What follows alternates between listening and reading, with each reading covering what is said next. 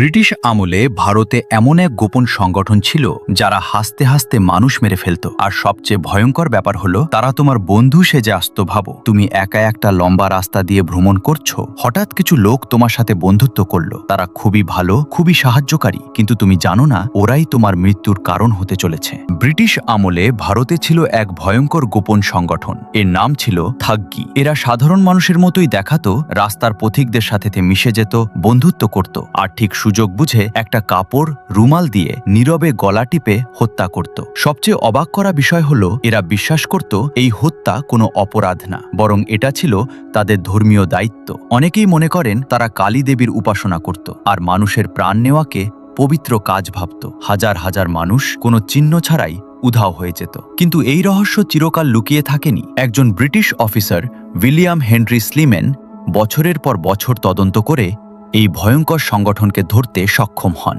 তারপর ধীরে ধীরে থাগ্গিয়ের শেষ হয়। কিন্তু প্রশ্নটা আজও থেকে যায়, তুমি যাদের বিশ্বাস করো তাদের মধ্যে কেউ কি এমন হতে পারে